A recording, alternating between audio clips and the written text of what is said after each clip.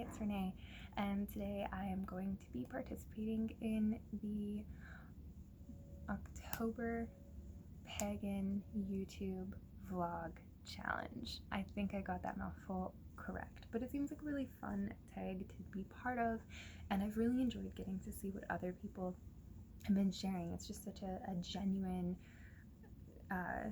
way to interact with the world and with our pagan community, and I really wanted to be part of that.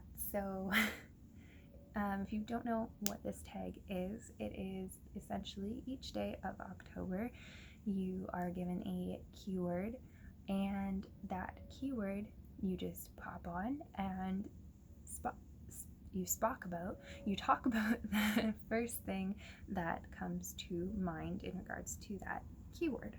So the keyword for day 1 is hands. The very first thing that comes to my mind when I think of hands is a story that my mom used to tell me when I was little.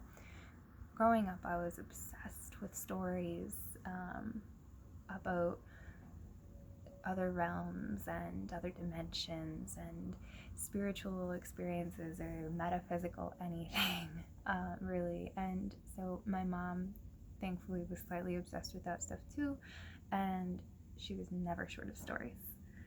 And so this is immediately what came to my mind.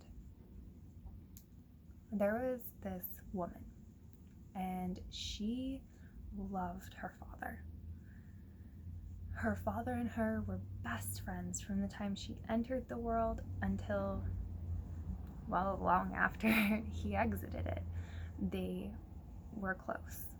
And eventually one day he passed away just from old age, and then he was gone. And she felt very alone, and she ended up turning to some coping skills that maybe weren't in her best interest. And she ended up getting behind the wheel one night after consuming a drug of some kind, and she knew immediately when she had started driving that it was a mistake. And she, in her altered mental state, was unable to really figure out how to get out of that situation. And she said some sort of quick plea to the universe, and then she remembers passing out while she was driving.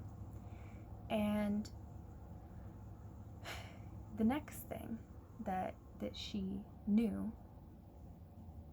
she woke up and she was still in the car.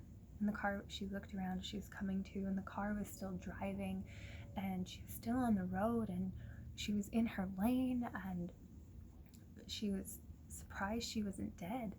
And she looked around at her surroundings, and she kind of concluded that it had been quite a while, that she had been on the road for quite a while since she had initially passed out. And in fact, she had, to my recollection, she had started about an hour away from her home, and when she woke up, she was almost home.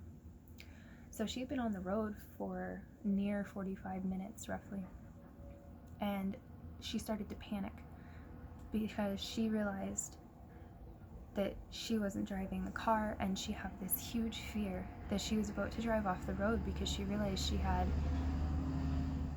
no control whatsoever over what was happening in that situation. So all that happened in a split moment when she came to. And then she was able to move herself to look at the steering wheel to try and do whatever she could to regain control over the situation. And when she looked at the steering wheel, she saw her father's hands on the steering wheel. And she was able to get the car pulled over to the side of the road, and she just cried and cried and cried and cried and cried. And so I think that's a really fitting story for October too, because obviously we have Samhain coming up, and the veil gets super, super thin. And so our ancestors are I think, easier felt by the majority of us, and spirits are more easily seen, energies are more easily felt during this month. And so I think that's an interesting kind of like story to pop up in October. So hopefully you all enjoyed it. It's one of my favorite stories because I ended up losing my mom when I was about 15, and so to know, to have her always tell me stories about how ancestors were there for people even after they passed brings a lot of comfort. So, hands.